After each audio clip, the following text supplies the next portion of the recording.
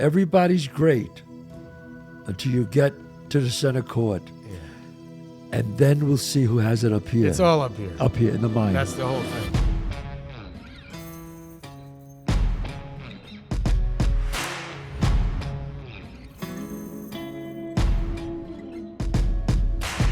All right, it's Monday. Welcome to the Chazz Palminteri Show.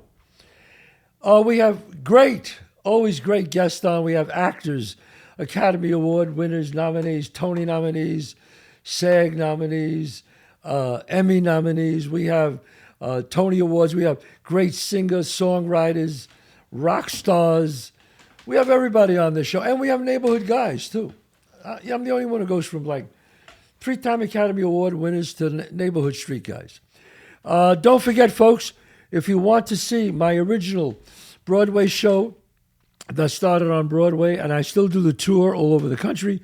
John, where am I going to be? July 18th, you're going to be in Medford, Massachusetts at the Chevalier Theater. Oh. July 20th, you're going to be in Nashua, New Hampshire at the Nashua Center for the Arts. August 17th, you're going to be in Riverhead, New York at the Suffolk Theater. And That's where I'm catching you. That's right. Great. And August 19th, we're going to be in Ocean City, New Jersey at Ocean City Music Pier. All right. So if you want to see it, see ChazzPalminteri.net. Don't forget, you want to go to my restaurants. I got 2 of the best Italian restaurants in New York, anywhere really. Right off 5th Avenue, 30 West 46th Street. Been there 10 years. That's our flagship one. And of course in White Plains, 264 Main Street. My wine, Chazz Wine. If my name's on it, it's got to be good. The Cabernet wine. You can pick that up at some liquor stores, or in all the Stu Leonards. And, of course, my cigars are Bronx Tale Cigars. Get it at lcgcigars.com. My next guest is a Tony Award winner, independent... Nominee, I'm sorry. Almost, yeah. Close, but about no that. Cigar. No Bronx Tale cigar. He had nominations for a Tony Award, Independent Spirit Award. Wait a minute. Didn't you win the Screen Actors Guild Award? Yeah. You won that. Thank you very much. I did win something. Thank you very much. Been in some of the great movies, and we'll talk about some of them. Face Off, Mansfield Park, Jurassic Park 3, Laurel Canyon. Love that movie, Laurel Canyon. A lot of people, that doesn't get enough credit. Junebug, which I loved. Some really, really great movies. I've been, and now he's in The Brutalist with, obviously, the winner, Adrien Brody. Your neighbor. My neighbors. His second Academy Award. This guy, there's actors, and then there's actors. He's one of those. Incredible actor, a really, really talented. I want to introduce you all. I want the world to know. Well, you guys know him. You see him. Okay, Alessandro Nivola. Alessandro, great to have you on. Thanks for having me. Great. I mean, I have to say, and we'll start right off. The Brutalist, a long movie, but to me, I loved it. It was a long movie, but it didn't seem that long. There's artistic time and then there's real time. An hour-and-a-half movie could feel like 3 hours. A 3-hour movie like Dances with Wolves or The Brutalist could feel like an hour and a half. And that's what I felt like. What a great story. What a great filmmaker, too. Yeah. It moves. I mean, when you read the script, did you say, Jesus, this is like, let me get that a little close. Did you feel like, oh my God, is this, how many pages it must have been? Jesus Christ. Had to be 200 pages. I can't remember. I can't even remember ever having read it, to be honest. It was so long. The first time I read it was so long before we actually made the movie, because he offered it to me during COVID. Like it was, I think, a week into COVID. We were all like, had our cannellini beans stashed away in for the long, hard winter. And he called up and said, "Hey, guess what? We're going to Warsaw or something, and we're gonna shoot this movie. I got it all figured out. We're gonna start in 3 weeks." And then, of course, it was like 3 years after that we actually shot it. But so it was so long in coming. I can't remember having read the thing, but wow, yeah. I mean, something like that, you really basically have to trust the filmmaker. That's it.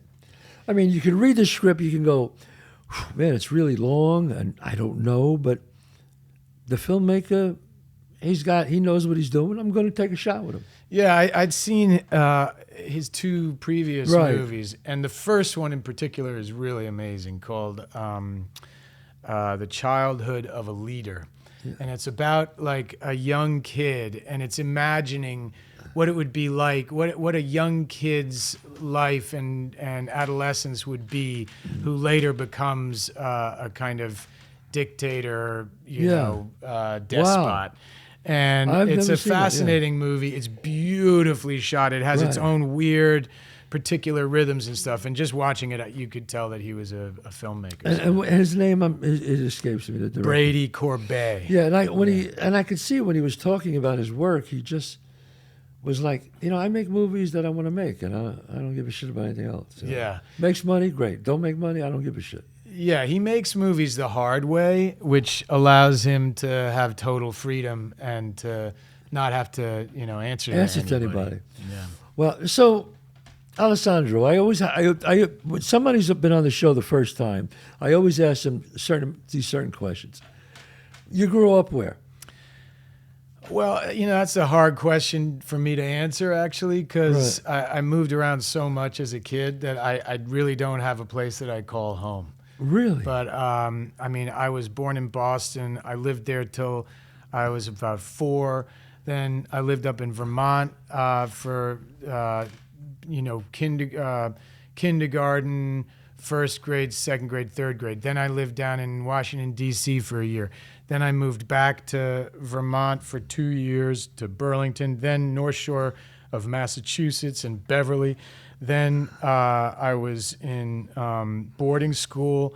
Then I went to Yale. Then moved to New York. So and then I lived in LA for a bit. Then I lived in London for a bit, and finally I've been back in New York for 20 years. But, wow. that Now, was where I what's started. fascinating is, because I know my grandfather was a poet, your grandfather was a sculptor. Yeah. He, my grandfather was From Sardinia. a Sardinian. Yeah, Sardinia. Yeah, he was the son of a stonemason, a guy who made brick walls, and he grew up one of 9 children in this little village up in the mountains in the middle of Sardinia. He was starving during the First World War, when his father was off fighting, and there was no, all the men were gone. There was no food. Right. And he ended up meeting a church fresco painter who found out that he was good at drawing. And he brought him along with him all over the island to learn how to paint these churches. And he said that he would go into these churches, and the master painter would get to spend the night, in the priest's house, and he had to sleep on the pews in the church. And apparently in the middle of the winter, it was freezing cold, and he used to lie there shivering, and he said, "Every night I pray to Jesus Christ to come and save me from this misery. And he never come." Wow. So his faith waned and his art grew. Yeah, he suffered. And, yeah. Now, were your parents involved in the arts? My mother is a painter. My dad was the rebel of the family, because both his parents were artists, and he became a political scientist. Whoa. And he said that he used to sit around. They used to have these bohemian parties and everything, where everybody get drunk and start sounding off about politics. Sure, yeah. And it pissed him off so much because he didn't think anybody knew what they were talking about. Wow. And so he went into political science just to sort of explain to his parents what the hell was really going on. Now your brother's a painter too. My brother is a painter. He, really It can't be grew a up with my coincidence. grandfather. this is not a coincidence. These are there's it's something in the something blood. in the water. Something in the water here, Yeah, man. yeah. Although my grandparents didn't really think of the performing arts as the arts. Not then, no. They were my grandmother was always saying Yeah. "But do you think film is art?" And I'm like, oh Jesus, To them, it's a rhetorical They question. gotta work. You gotta work. Yeah. No, but they didn't they thought it was a low art. You know what I mean? A low art. Yeah, Yes. yeah. Yes. Now, you went to Yale, Yeah. But you majored in English literature. Right? Yeah, exactly. I mean, I had wanted to be an actor long before then. You did. I'd already had some professional experience as a teenager and stuff. So in you the didn't theater. you didn't go to Yale Drama? No, I was an undergrad. I took a couple of acting classes there, but really all my acting training was happening in the summers. In the summers. Yeah. I interned at the. Have you heard of the Eugene O'Neill Theater course, Center? yeah, Right. Okay. yeah, So I started interning there when I was about 14. Oh my God! Yeah. And I was like building sets and Yeah. cutting, splicing sound Sure, I had to tape do and that. stuff Yeah, like that. I remember that. Yeah. And then I did it for 5 years. Yes. And one summer, it was amazing. The people I was meeting. I remember like August Wilson, the playwright. Yeah. He liked to smoke, and they wouldn't let him smoke during the plays. Yeah. So he and I would just sit. My job was punching the meal tickets that Yeah, summer yeah. for the cafeteria, and so we Yeah. would sit while his play was running. He would just sit and smoke in the cafeteria and tell me stories, and so it was an amazing kind of entree into the Yes. theater. And then they gave me a part. That was my first part. Think about that. Well, now, would you say? And sometimes I ask people, again, another question I ask. What would you say was a defining moment, one of the defining moments of your life? Would you say that be? Did that do anything giving you that first part? Oh, for sure. I mean, that was like, I dreamed of that moment. I'd wanted to be an actor since I was a little kid. See, me too. Yeah. Me too. Really? And what was the My first mother- moment that you remember thinking, My this is mother it? took me to see a movie. It was called Around the World in 80 Days with Okay. David Niven. Okay. I'm a lot older than you, And so I remember sitting in the theater and watching it and the colors and seeing all those. And I said, I want to do that. I want to do that. And then every movie I saw after that, The Hustler with Paul Newman. Oh, yeah. Every movie I saw after that, I said, I could do that. So I would imitate the people. Yeah. I wasn't a good impressionist, but I was a good mimicker. Uh-huh. I would mimic the wise guys. I used to imitate all the wise. That's how I wrote Bronx Tale. But anyway, I knew, and I'm one of the. So you were a you're one of little the kid. few. Like, how old would 10, you say 11. you were? 10, 11, yeah. Yeah, so you're one of the few people I've met that said, yeah, when I was a little. Most everybody meet goes, I wanted to meet girls when I was 16. That's what I hear most of the time. It's nice to meet somebody who knew early, too. Yeah, no, I was. I remember, even these like school plays and stuff when I was really little. And, Yes. And thinking like, this is it. And I told my mom even, this is what I want to do with my life. And there hadn't really been anybody else in my family. Right. Same with me. Yeah. So I don't know where it came from, but you stuck with it, and she indulged me. And you have a great career. Yeah. Now your wife Emily is a really great actor. Yeah, You know. yeah. Emily Mortimer is Emily my wife, Mortimer. and she's had an amazing career as an actress, and she's now writing and directing.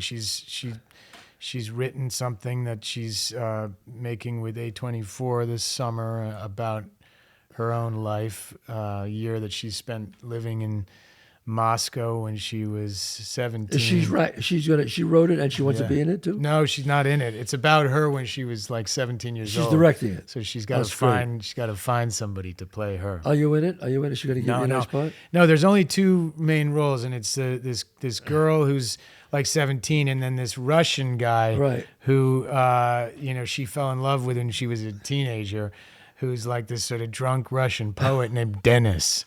His name was Dennis? That was his name. That's a strange name for a Russian. Well, I guess they pronounced it Denis. Denise. Right. Okay. Wow. Oh, that's fine. Now, do you ever have to? Do you ever? There's one because my wife's in the business, but my wife's not famous, obviously. Yeah. But she's a producer, writer. Does ever one person get jealous? One person works a lot? No. Well, I guess like we've kind of been lucky that our careers have sort of like You're both very successful. gone along, around the same Right. pace. Like neither one of us sort of became an overnight sensation at any Yes. given time. But we always, things were always growing and Right. there were always kind of new adventures for both of us. And so I don't remember there being a time where one of us just was just like getting every Right, single right. offer How in many years town, you and the married other now? one was getting nothing. How many you know? years you married? We've been married coming on 25 years. so, 25 years. yeah. And your son, Yeah. Now he's the one to be jealous of. he's the one. That son he's of a the one bitch. we want to punch. He's your son is in White Yeah, Lotus.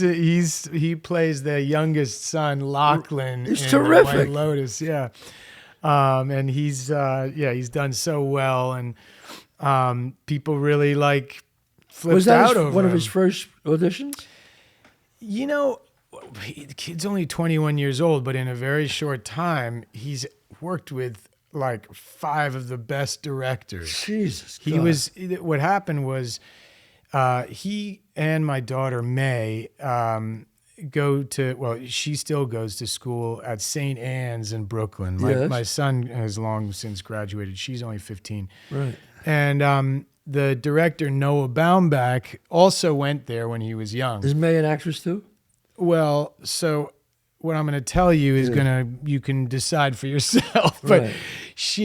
Noah was trying to cast this movie White Noise to find the 2 kids to play Greta Gerwig's children. Right.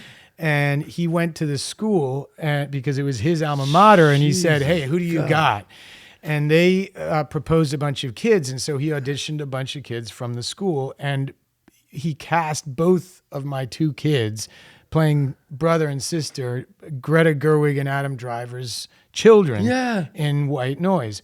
And suddenly they were in this huge $100 million movie. They're huge starring roles in it too. It's not like they're just window dressing. And they'd never been in that kind of a situation. They'd grown up watching us on sets, of course, but and next thing I know, they're opening the Venice Film Festival and having the whole thing.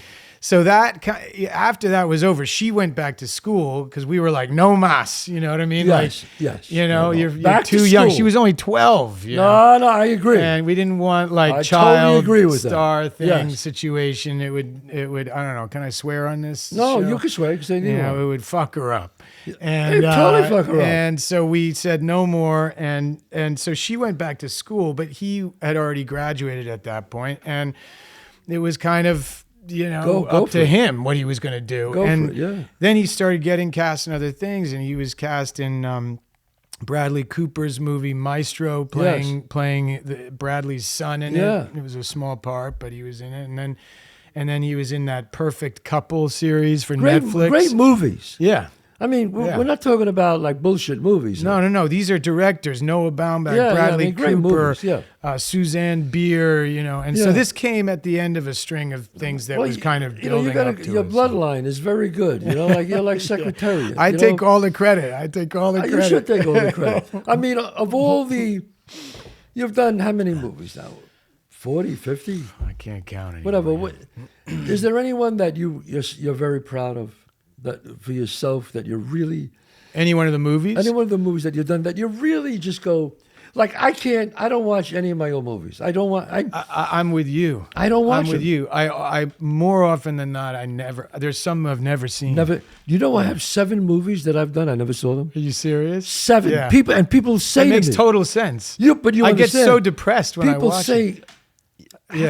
how could you not see it? I go, I don't know. I did it. I missed the premiere because I was doing something else. And what do I do? Rent it? It's over. It's gone.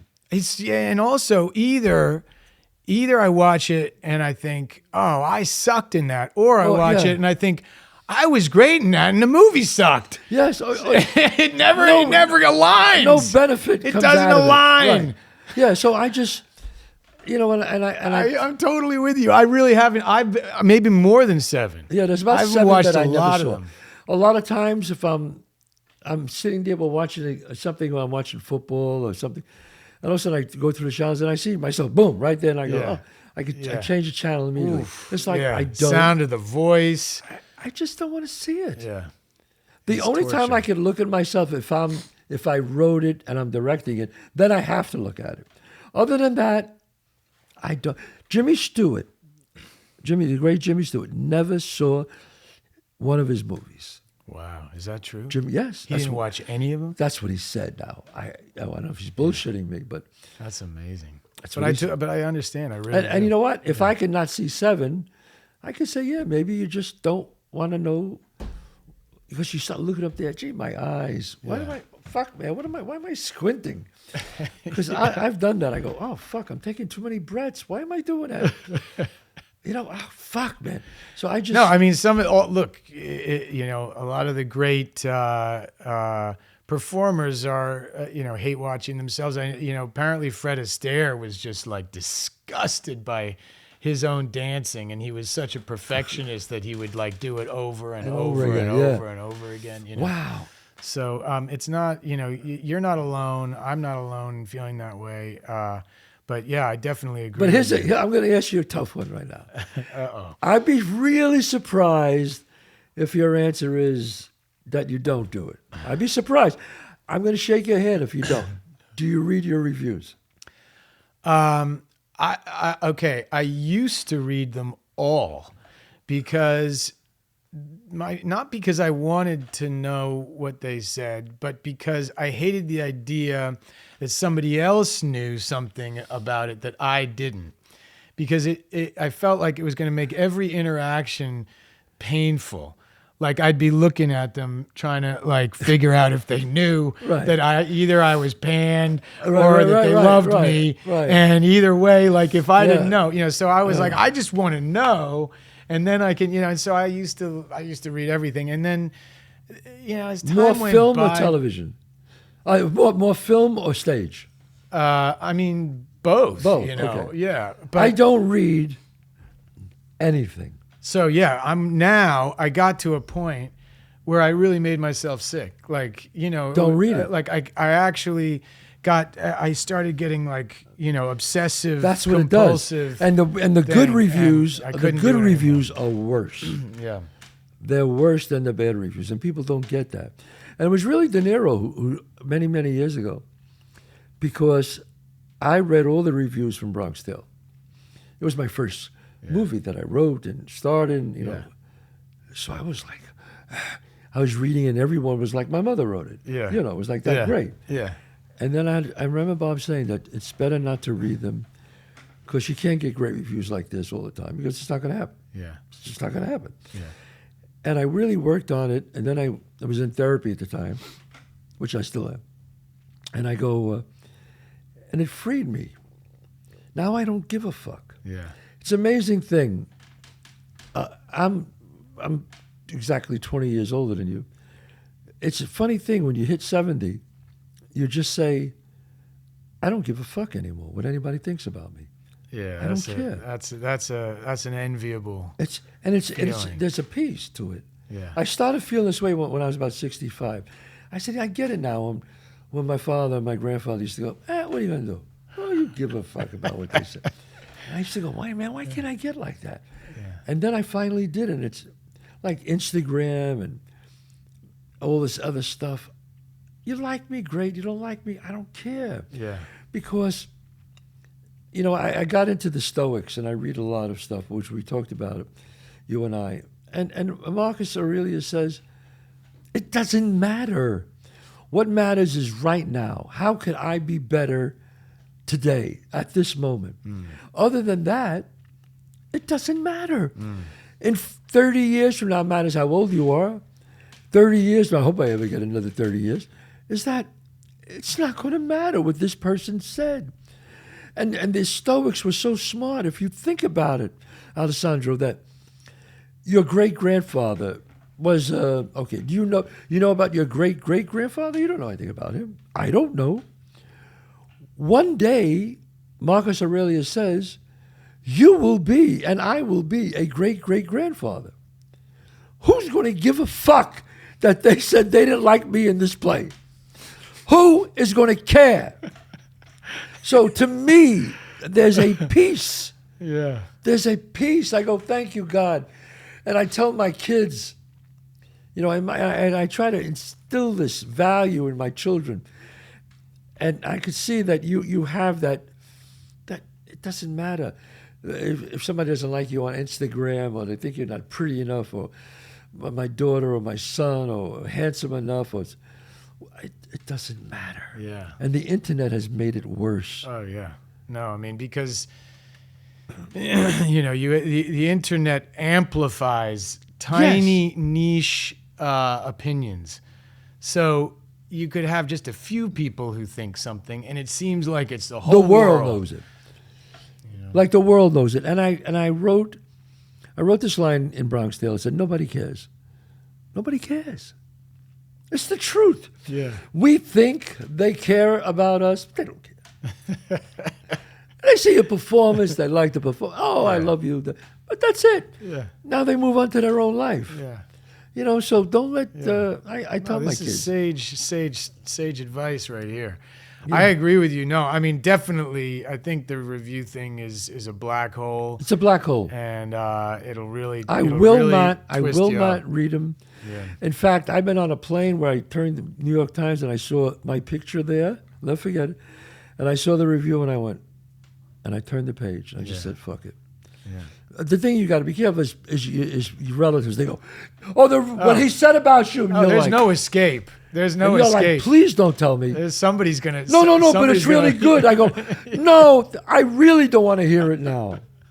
My mother sends me the bad ones. Oh, my mother. She's like, why did they say this about you? My mother did the same. Who the hell does he think he is? I go, Mom, what? Please don't tell me, Mom. They're so wrong. When I saw the play, it came to life when you came on stage. Before you got, oh my God. And I would say, Mom, please, I don't want to hear it. Don't say that to me, Oh, my. And I said, okay, now I know he wrote a bad review about me, but I don't give a shit.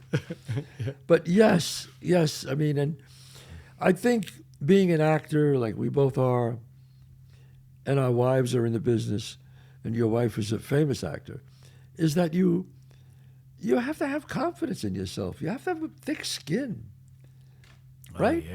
Oh yeah. I mean, balls of steel. Balls of steel. Balls of steel. I mean, I wasn't an overnight sensation. I don't think you were either. But you had to pay your dues. Oh yeah. I mean, look, my whole thing was such a slow, long, old-fashioned thing where I started in the theater. I mean, people don't start their careers that way ever now, really. I mean, not with TV. TV is just so ubiquitous that that's pretty much the way in. The way in right now, yes. And when I was there, TV was whoa. Don't touch it. Don't touch it. A series? Dirty word. It was a graveyard you're a series for any self-respecting actor. Now that's where the money is. Yeah. Oh, and listen, I was the last to discover that, in fact, years before that had changed, and I turned down some crazy things. I mean, I can't even tell you because I don't want to embarrass people who took those roles and became famous. But I mean, I turned down a couple things thought that were television. You know what I mean? Right. That's the end. Put my date on my gravestone. Today's date. How about commercials? Yeah. Kiss of death. Yeah. Oh yeah. You wouldn't do that. Let me tell you. Now Bob's. He's on Chinese television. He's on everything. Bob. Everybody George does Clooney. George Clooney. Oh, yeah. But thank God, at least. No, I'm begging for the voiceovers. Give me the voiceovers. Give me the fucking voiceovers. I actually almost turned down a Coke commercial 20 years ago when my wife was, and it was one of those freakish things where the president of Coke, the CEO, just wanted me, and he didn't want to hear it. He just kept, doubling, and then he doubled it again. Then my wife said, look, I'm going to divorce you if you don't do this. It got stupid so I did it. And what did it do? It didn't do nothing. I made the money. It didn't hurt my career. It did nothing. No. Well, here, let me ask you a question on this subject. Yeah. Do you think that the way that the whole thing has evolved, where now, much more populist stuff is totally acceptable as a kind of career move or whatever. Like Yes. doing like advertising tampons or whatever, like Right. is totally fine. Having your sex tape, is actually like a good thing because You know like why? you're going to get a lot That's a more very- hits on that's a very good whatever. And there's like, seems like there's an upside and a downside. There is an upside You know what downside. I mean? Like, Here's the thing about that. It's a great question, and the thing is, it's all about the numbers. yeah. End of story. Yeah. They're heat-seeking missiles. Now, Right. Yeah. if you have the talent, you will survive it. Right. If you don't have the talent, you will not survive Right. it. They try to get these TikTok people, to record companies, because I know I'm great friends with the most powerful man in the record business. Right. I won't say his name, and he tells me they make deals with the TikTok people. They have 30 million people, 40 million people following. So they go, fuck, could you sing? So they make a deal. Most of them, no talent. Can you talk? I mean, not putting them down. They're very good at making content for their TikTok. Yeah. And whatever happens, they got a niche, whatever. But now you got to like art. You got to write a song. You got to do something. Most of them, no good. They never get anywhere. Some of them, but they make so much money doing what they're doing, they don't give a shit. But it's just, the interesting question is this question of integrity. Because, this is like a double-edged sword. Yes. On the one hand, like, we're all just carny people. You know what I mean? Totally. Like, we're like circus people. We just like roadies, road dogs or whatever. Yeah. We go from place to place and we roll out our wares and Right. we do our little dance and then we Yes. pack it up and go on to the next place or whatever. And Right. like, in a way, like accepting that and just like not having any snobbery about anything No. is like a beautiful thing. On the other hand, like, there are certain ways that you kind of feel like, well, the olden days had something to it where like you had a little dignity, you know what I mean? I agree. And, But, like- you didn't do, there were certain things you don't do. Right. Now, here's the thing I like to ask you, and that is, and you could, I'm very honest about it. In my own, how I feel about myself. I was that way, coming from the Actors Studio. I started in theater, very serious about what I was doing. Yeah. And I started out with my first big movies, Bronx Tale, Usual Suspects, Yeah. Bullets Over Broadway, the Academy Award. Oh, by the way, I have to tell you this What? from my dead father. The most quoted line that he ever said around the house. Now you can't leave? No. Every time she opens her mouth, it's like a knife in my fucking heart. Yeah. And he Yes. used to say that several times a day. Yeah. And God, man, I so wish that he could be sitting like right Yeah. on the other side of this camera. Yeah, I watching wish he us was here. talk. Yeah, It that would've was given him such a Well, kick. Woody was great. But I always Go say, on. I didn't mean to No, interrupt it's you. okay. Thank you. You were saying that you So I was started out thinking, group I want every theater, movie to be like this. Actors So Studio. every movie's Yeah. going to be like this. I'm Yeah. not doing Highest nothing. standard. Highest standard. Yeah. Only the best. Only the For best. Yeah, I Chazz. say no. Yeah. But then as you go on, you get offered these movies at a ton of money. Yeah. And then I got to the point where I said, okay, you got to give me something. Then I told my agents, I said, look, if you're not going to give me a great part, if the part's not great, then you got to pay me a fucking fortune. Yeah. If the part is really great, then you don't have to pay me a fortune. But I got to have something. Yeah. Yeah. I need something. Yeah. One the or the other. scales of justice. Please. And so have I done movies where I go, oh, fuck me? Well, I don't even want to look at it, but I go, you know what? I made like down payment on a beach house. That's okay. That's like that Michael Caine speech. Oh, yes. when he was talking about like making Jaws 7 or whatever, and Yeah. he had come back, with Cider House Rules and won the Yeah. Golden Globe or whatever, Yeah. and he was accepting his Golden Globe and explaining why he'd been out in the wilderness for so long. And, you know, Jaws 7 script had come across the thing, and he said to his agent, you know, what's it about? And his agent said, it's about $1 million. Right. Okay. That was why he did it. Well, I mean, there is a point where when you get to a point, and I say this with humility, like where you are, where I am, that if they want you, they're going to hire you. If they want me in a movie, they're going to hire me. We've done enough where it's not going to hurt us.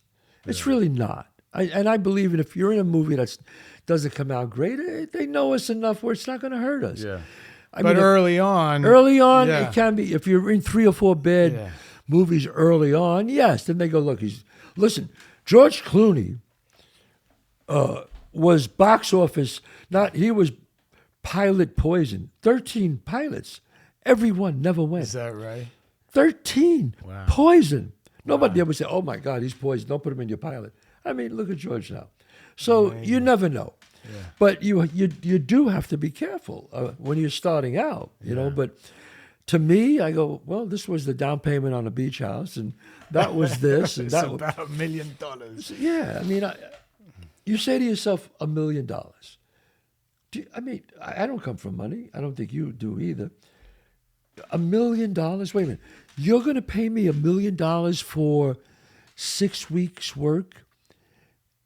Or so after 6 weeks, which is going to go by, starting now, I'm going to have $1 million that you're going to give me. If I don't do it, I'm not going to have that $1 million. Yeah. I go, excuse me, I want $1 million. Yeah. I want $1 million. Yeah. Now, if the movies, have I turned down something? Yes. But it was embarrassing. Where I said, okay. And I actually looked at my wife and I said, I can't do it. I said, in my heart, I just can't do it. Usually it was embarrassing. The size of the paycheck is directly, correlates directly to how bad the role is. Yes. Like I couldn't the do shittier the movie, the shittier the part, right? The more embarrassment that you have to endure, the bigger the paycheck. It's true. It only happened once That's kind of where like I equation. just couldn't, and the star called me up. Well, he wasn't a star. He was a very big, famous comedian. He said, but he was a huge comedian. And he said, please, this is my, and I said, man, I just can't do it, man. I played like the guy who was sex with his girlfriend, and it was embarrassing situations. In my heart, I just couldn't do it, and I'm glad I didn't. Yeah. I'm glad. It's just that was the only one time I just can't. Oh yeah, no. Have you ever read something where you just said I can't do it? Oh yeah, just a couple of weeks ago. Really? I mean, even at times when I've been like hard up for cash, right? Some things, are just and it's a bridge. Hard. It's a bridge too far. It's a bridge too far. Yeah. It's a bridge. Now, I love you. Great to talk to, man. You're really. We got to have you on the show. Now, tell us about. You got anything coming out soon that we should be looking out for? Yeah. So there's the third and final Downton Abbey movie. Downton Abbey. Okay. And it's Paul Giamatti and I are these two Americans from Paul. New York. Yeah, Paul and I go way back. He went to Yale. Yes, he did. And he then went to Yale Drama School. In fact, his dad was the president of Yale. Did you know that? Wow, I didn't know that. He was not only the president of Yale, he was the commissioner of Major League Baseball. I never knew that. I think at the same time. Yeah. And Bartlett Giamatti, he was called. Wow. And anyway, Paul was at the Yale Drama School when I was an undergrad there. And we were in a couple of plays together there when I was like 17 or whatever. Right, wow. I've got a picture of us when he was like 21. Anyway, and then we've known each other through the years, and we play this kind of double act of these two American interlopers who come in to this English household and that'll be coming out. Shake things up a little bit. The new movie that's the new film. That's September, and that's the sort of it's the final chapter. It's the end of the whole thing because it was a series for however many years. A great series. And then they made 2 features that like continue Right. the series, and then this is the last one. Right. And so that's going to be September, and then I did this little indie with Judd Hirsch playing my dad. I love Judd and, Hirsch. Oh, incredible! This Yeah, guy love is, Judd Hirsch. He's still got like He's sharp. a one-liner for Yeah, every yeah. situation, and he's like bounding around on the balls of his feet. Sharp as anything. He's like, how old is he now? gotta be Like 90. or He's gotta be something. 90. Yeah. And Amanda Pete, and we just won the South by Southwest Festival. Fantastic. And that'll be out later this year. And then I'm about to start Ryan Murphy's JFK Jr. Carolyn Bessette, limited series that he's doing. I'm going to play Calvin Klein. Circa 1990. Whoa. And so that's going to be I see you. Calvin Klein. Yes. You'll see it even more when the cameras roll. Yes, but, no, absolutely. I see it. but, I see Calvin Klein. No, yeah. he's a fascinating guy. He's still Fascinating alive, guy. actually. Yeah. But he's got to be, 90, right? he's getting up there, yeah. At least Yeah. in his 80s. He's in his 80s, okay. Maybe mid-80s, maybe Yeah. 90. Maybe he was born in 42. What does that make him? That makes him 80. No? No, older, 85. 85. What Yeah. am I saying? Just about 84, maybe. Yeah. Anyway, yeah, no, he's a fascinating character, and he was this, another Hungarian Jewish immigrant, Right. like the Brutalist, who had his parents were Hungarian Jewish immigrants, and he grew up in the Bronx, Right. and then sort of reinvented himself as this kind of American Right. icon. Yeah. And then that's also his sort of, Well, sexuality. it sounds like you got some great things coming up, Yeah. Alessandro, and it's great to have you on the show. We got to get, you know what? We got to get your wife on the show. You got to get my wife, And my son, and your son separately. anybody else. I got friends. You got some. the neighborhood guys. You got these acting. You got this acting family. What, we like need the to. You're a Barrymores. tennis fan, right? We need Yeah. We need to get some tennis players on here. Yes. Oh, because you know, I'm. Wait like a second. I'm obsessed. So we got to. We got to get. You know what? I've never had a tennis player on the show. I think we got to do this, and when you do it, I have to be here too. You got to be here. Yeah. I love to go to the tennis matches, and you know when I see, and I don't play tennis. Yeah. But I have a really good eye. Fucking listen to me talk about myself. I sound like some asshole.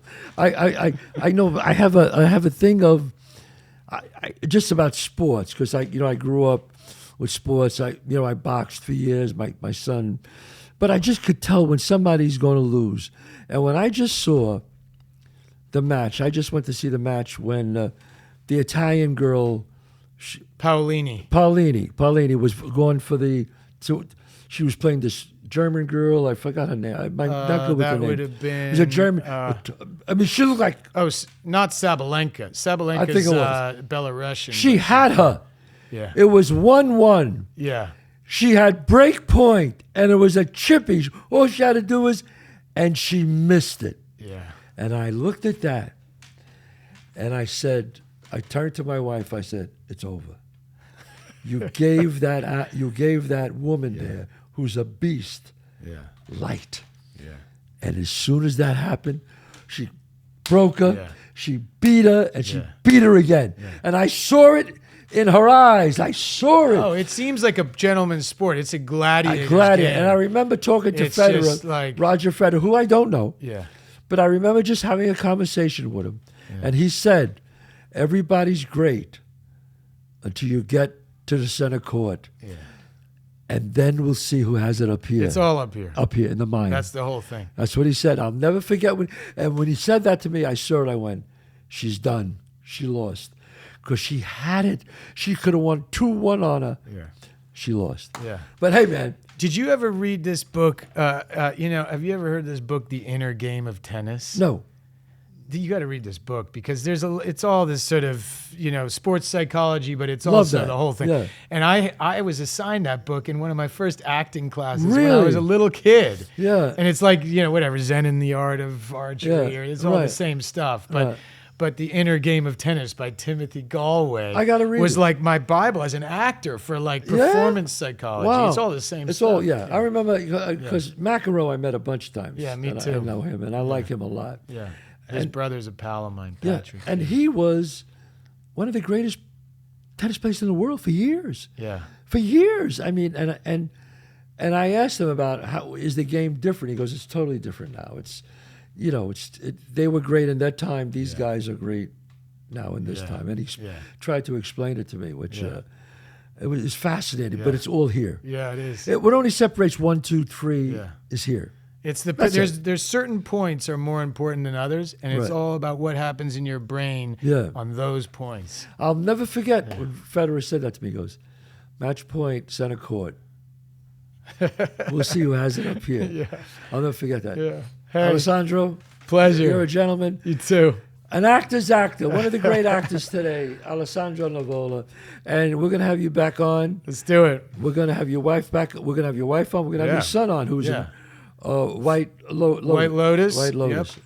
Wow. So you're like the Barrymores. Yeah. Seriously. It's a dynasty. It's a dynasty over here. But, all right, guys, thank you very much. Don't forget, you want to see my one-man show, go to chazzpalminteri.net.